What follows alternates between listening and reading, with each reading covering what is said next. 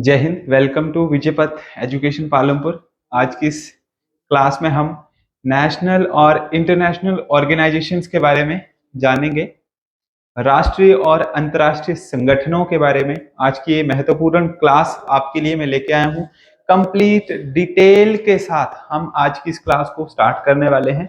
One by one जितने भी हमारे ऑर्गेनाइजेशंस हैं उनके हेडक्वार्टर कहाँ से ओरिजिनेट हुए, कब हेडक्वार्टर्स को शिफ्ट किया गया, किस वर्ष में ये बने, क्या उनके कार्य हैं, इनको कंप्लीट टॉपिक बाय टॉपिक जो है वो कवर करेंगे। तो आज की क्लास स्पेशली हिमाचल पुलिस के जो अभ्यर्थी है उनके लिए मोस्ट इंपॉर्टेंट रहेगी। उसके साथ जो भी डिफरेंट एग्जाम की तैयारी कर रहे हैं जहां पे नेशनल इंटरनेशनल ऑर्गेनाइजेशन का टॉपिक पूछा जाता है उन सभी के लिए इंपॉर्टेंट रहता है। स्टार्ट करते हैं आज की इस बेहतरीन क्लास को। सबसे पहले हम ये जानेंगे कि ऑर्गेनाइजेशन की जो है वो शुरुआत हुई कहाँ से है, कहाँ से इसका ओरिजिन जो है वो हुआ है। तो आप देख सकते हैं यहाँ पे साथ साथ में आप नोट्स जो है वो बनाते चलिए। अंतरराष्ट्रीय संगठन में विश्व का सबसे पुराना, वर्ल्ड का सबसे जो ओल्डेस्ट है, सबसे पुराना अंतरराष्ट्रीय संगठन जो है वो कौन सा है? रेड क्रॉस है। International committee of red cross, ये पूरी दुनिया का सबसे पुराना ऑर्गेनाइजेशन है। तो one by one topic by topic मैं आपको करा रहा हूँ, साथ साथ में नोट्स आप बनाते चलिए। सबसे पुराना जो है वो रेड क्रॉस है। इसकी स्थापना की बात करें 1863 में, 1863 में जो है वो रेड क्रॉस की स्थापना हुई है। हेनरी ड्यूनेट ने इसकी स्थापना की है। और हेड ऑफिस की बात करें, हेड ऑफिस कहाँ पे है इसका? जेनेवा में। जेनेवा में इसका क्या है जी? हेड ऑफिस है। ठीक है, दुनिया का सबसे पुराना ऑर्गेनाइजेशन कौन सा है? रेड क्रॉस है। ये आपको पता होना चाहिए। नेक्स्ट है, अगर बात करें अंतरराष्ट्रीय संगठनों की, अंतरराष्ट्रीय संगठनों की अगर हम बात करें तो जो सबसे प्रमुख संगठन है वो आता है यूएनओ, यूनाइटेड नेशन ऑर्गेनाइजेशन। ठीक है, यूनाइटेड नेशन ऑर्गेनाइजेशन जो है वो सबसे क्या है? प्रमुख है। इसके बारे में आपको पता होना चाहिए। इसकी स्थापना की बात करें 24 अक्टूबर 1945 को जो है वो इसकी क्या हो गई थी? स्थापना की गई थी। ये सबसे बड़ा सार्वभौमिक वैश्विक संगठन है जिसमें कुल 193 देश जो हैं वो शामिल किए गए। यानी कि पूरी दुनिया का जो सबसे बड़ा संगठन है वो कौन सा है? वो है यूएनओ, जिसमें टोटल कितने देश जो हैं वो शामिल हैं? वो हैं आपके 193 देश।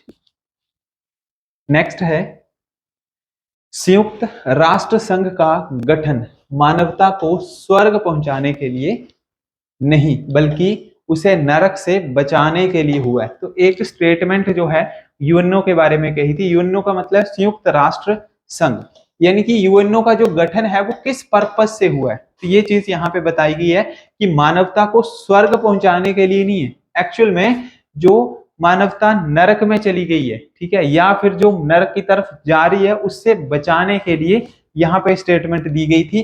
तो हैमरसोल्ड ने, डेग हैमरसोल्ड ने ये यूएनओ के बारे में कहा था। और डेग हैमरसोल्ड कौन थे? संयुक्त राष्ट्र संघ के दूसरे महासचिव थे। ये भी आपको पता होना चाहिए। हेड ऑफिस का, हेडक्वार्टर्स का, नेशनल हो चाहे इंटरनेशनल हो, वहां से तो क्वेश्चन आपके लिए बन रहा है।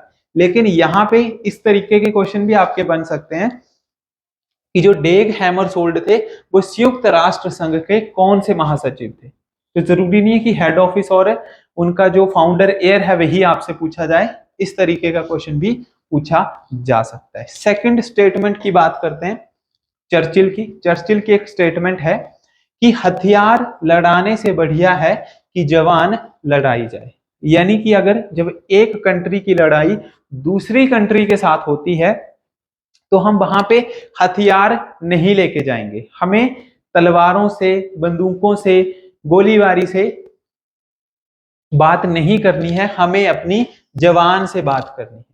यानी कि हम वार्तालाप करके साझेदारी जो है वो कर सकते हैं। तो ये बात जो है वो चर्चिल ने कही थी यूएनओ के बारे में। तो दोनों स्टेटमेंट आपको पता होनी चाहिए जो हैमरसोल्ड और चर्चिल के द्वारा कही गई थी। नेक्स्ट, यहां पे बात करते हैं कि हमें अंतरराष्ट्रीय संगठनों की आवश्यकता क्यों पड़ी है। ठीक है। कुछ समस्याएं ऐसी होती हैं जिनमें निपटान किसी एक देश के लिए आसान नहीं होता है। यानी कि जब हम अगर लोकल लेवल पे बात करें, जब दो घरों में लड़ाई हो जाती है तो पहला जो मुद्दा है वो पंचायत के पास जाता है, पंचायत के बाद पुलिस स्टेशन में, पुलिस स्टेशन के बाद court, high court, supreme court, वो कोर्ट के चक्कर जो है वो लगे रहते हैं। लेकिन अगर किसी कंट्री का दूसरी कंट्री के साथ अगर कोई मुद्दा है तो उस चीज को सुलझाने के लिए हमें अंतरराष्ट्रीय संगठन की जरूरत जो है वो पड़ती है। वो मुद्दा किसी भी तरीके का हो सकता है, उसके लिए अलग अलग ऑर्गेनाइजेशन जो है वो बनाई गई हैं। तो किसी भी देश के लिए जो है वो आसान नहीं होता कि हम अपनी तरफ से खुद फैसला जो है वो ले सकें। जैसे भारत और पाकिस्तान की लड़ाई होती है तो वहां पे भारत अकेला फैसला नहीं ले सकता, ना ही पाकिस्तान जो है वो अकेला फैसला ले सकता। तो उसके लिए इंटरनेशनल ऑर्गेनाइजेशन की जरूरत हमें पड़ती है। तो क्या क्या इसके काम है वो हमें पता होनी चाहिए। जैसे कि युद्धों में रोकथाम में सहायक होती है, अगर कहीं पे कोई वॉर हो जाए तो वहां पे सहायता प्रदान करती है। आर्थिक विकास में सहायता करती है पूरे वर्ल्ड की। जैसे कोरोना टाइम में किसी कंट्री को अगर पैसा नहीं था किसी कंट्री के पास, तो यूएनओ में ऑर्गेनाइजेशन है जो कि क्या फंड प्रोवाइड करवाती है। जैसे वर्ल्ड बैंक से फंड आता है, विश्व बैंक से, उस तरीके से। प्राकृतिक आपदा है, महामारी है, इसके निपटान के लिए जैसे कोरोना काल था, या फिर आप बोल सकते हैं कि महामारी आई, प्लेग आया, कुछ ऐसी बीमारी आई जिनसे निपटान के लिए जो है वो इन ऑर्गेनाइजेशन को स्थापित करना काफी इंपॉर्टेंट होता है। उसके बाद है अंतरराष्ट्रीय सहयोग को बढ़ावा देना। सहयोग का मतलब होता है जैसे कि इंडिया ने अमेरिका के साथ हाथ मिलाया तो अमेरिका भी क्या करेगा, इंडिया को कहीं ना कहीं पे सहायता जो है वो प्रदान करेगा। उसके बाद वैश्विक ताप वृद्धि से निपटारा करना, यानी कि जो एनवायरनमेंट से रिलेटेड कोई इशू है उनको सुलझाना। उसके बाद है विवादों का शांतिपूर्ण समाधान जो है वो करना। ठीक है, इंटरनेशनल जो हमारे कुछ ऐसे मुद्दे हैं जिनको बैठ करके जो है वो उनका समाधान जो है वो निकाला जाता है, चाहे वो आपका पानी से रिलेटेड हो। ठीक है, भारत और पाकिस्तान में सिंधु नदी के पानी का काफी विवाद रहता है। ठीक है, तो इस तरीके के मुद्दे जो हैं वो यूएनओ के द्वारा ही सारे के सारे हैंडल किए जाते हैं। तो ये मुख्य रूप से यूएनओ की सारी क्या है, आप पावर्स बोल सकते हो कि इनके ऊपर जो है यूएनओ डिपेंडेंट है, जो कि इन मुद्दों में मुख्य रूप से अपनी भूमिका निभाता है। नेक्स्ट बात करते हैं पहले विश्व युद्ध की। जब 1914 से लेके 1918 में पहला विश्व युद्ध हुआ, उसकी वजह से पूरी दुनिया को, पूरी की पूरी दुनिया को भारी नुकसान जो है वो झेलना पड़ा। जैसे कोरोना की बात कर रहे हैं, उस टाइम पे भी क्या है, पूरे हिमाचल को, पूरे भारत को, पूरे वर्ल्ड को काफी ज्यादा नुकसान जो है वो झेलना पड़ा। जीडीपी जो है वो डाउन हो गई, लोगों की नौकरियां चली गई, पैसा कम हो गया, उस वजह से जो है वो काफी ज्यादा नुकसान जो है वो हुआ। अब यहाँ पे बात की गई है कि इस तरह के विश्व युद्ध को दोबारा होने से रोकने और विश्व में शांति बनाए रखने के लिए, यानी कि कोई भी अगर मुद्दा उठता है, जैसे यूक्रेन और रशिया की लड़ाई चली है, तो उसमें भी यूएनओ जो है वो क्या करता है, अपनी भागीदारी निभाता है उन चीजों को सॉल्व करने के लिए। हालांकि वो प्रॉपर वे में सॉल्व नहीं हो पाई है, कहीं ना कहीं पे हमारे इन्वायरमेंट को नुकसान है या अदर चीजों के ऊपर नुकसान पड़ रहा है, लेकिन ये विश्व में शांति को बनाए रखने के लिए सभी देशों के साथ जो है वो एक साझेदारी बनाता है, ताकि कोई भी विवाद जो है वो बाद में ज्यादा लंबा ना जाए और उसको प्रॉपर वे में बातचीत के द्वारा जो है वो सुलझाया जा सके। नेक्स्ट बात करते हैं इन्हीं मुद्दों को ध्यान में रखते हुए कि भारत में, पूरे वर्ल्ड में कोई लड़ाई ना हो, तो सबसे पहले लीग ऑफ नेशन जो है वो बनाया गया था। मैंने आपको बताया सबसे पुरानी जो ऑर्गेनाइजेशन है वो है रेड क्रॉस। रेड क्रॉस के बाद जो सबसे इंपॉर्टेंट है वो है यूएनओ, बट यूएनओ को सबसे पहले नहीं बनाया गया था, यहां पे बनाया गया था लीग ऑफ नेशन को। अब किसके थ्रू बनाया गया, जब प्रथम विश्व युद्ध हुआ, इसके रिकॉर्ड को देखते हुए कि काफी ज्यादा नुकसान हुआ, कंट्रियां जो है आपस में वहां पे लड़ाई कर रही थी, इस चीज को देखते हुए 1920 में लीग ऑफ नेशन की स्थापना की गई थी। लेकिन ये संगठन जो है वो काफी हद तक फेलियर की तरफ गया, प्रॉपर वे में सफल नहीं हो सका। और इसका रीजन क्या था कि कुछ समय के बाद ही दूसरा विश्व युद्ध जो है वो बाहर आया। दूसरा विश्व युद्ध का सामना जो है वो 1939 से लेकर 1945 तक, लगभग 6 से 7 साल तक जो है वो दूसरे युद्ध का सामना जो है वो पूरी दुनिया को करना पड़ा। इससे भी काफी ज्यादा क्या हुआ, नुकसान हुआ। पहले विश्व युद्ध से भी ज्यादा नुकसान जो है वो दूसरे विश्व युद्ध में हुआ। तो सभी देशों को ये लगा कि ये जो लीग ऑफ नेशन है, लीग ऑफ नेशन है, यानी कि इसकी पावर को थोड़ा और बढ़ाया जाना चाहिए। इस संगठन को थोड़ा और मजबूत करने की जो है वो क्या है, हमें जरूरत है। इसीलिए 1945 में लीग ऑफ नेशन को बदलकर लीग ऑफ नेशन का नया नाम वहां पे रखा गया और उसका नाम रखा गया संयुक्त राष्ट्र संघ, यानी कि यूएनओ। तो यहां से जो है वो आपकी ऑर्गेनाइजेशन की जर्नी जो है वो स्टार्ट होती है। इससे पहले हल्का सा मैं आपको आइडिया देता हूं क्या क्या हमने चीजें पढ़ी। पूरी दुनिया का जो सबसे पुराना संगठन है वो है रेड क्रॉस सोसाइटी। उसके बाद यूएनओ सबसे मजबूत है। यूएनओ पूरी दुनिया के जो महत्वपूर्ण मुद्दे हैं उनको ध्यान में रखता है, उनको सॉल्व करता है। उसके साथ साथ जो पहला विश्व युद्ध हुआ वहां से थोड़ा सा देख रेख करके पूरे वर्ल्ड ने लीग ऑफ नेशन बनाया। 1920 में इसकी स्थापना हुई, बट दूसरे विश्व युद्ध में कहीं ना कहीं पे पूरे दुनिया को एक फेलियर का सामना देखना पड़ा। उसी फेलियर से जब वहां पे उनको कुछ समझ आई चीजें, तो उसको मजबूत करने के लिए लीग ऑफ नेशन का नाम बदल के यूएनओ में कन्वर्ट किया गया। अब बात करते हैं यूएनओ की सबसे इंपॉर्टेंट टॉपिक। यूएनओ जो है वो पूरे वर्ल्ड का या पूरे भारत के अकॉर्डिंग पूरी दुनिया में सबसे महत्वपूर्ण संगठन है। एक इंटरनेशनल ऑर्गेनाइजेशन है जिसकी स्थापना 1945 में की गई थी। नेक्स्ट बात करते हैं 26 जून 1945 में। 26 जून 1945 में क्या हुआ कि इसमें टोटल 51 संस्थापक जो हैं वो सदस्य बनाए गए।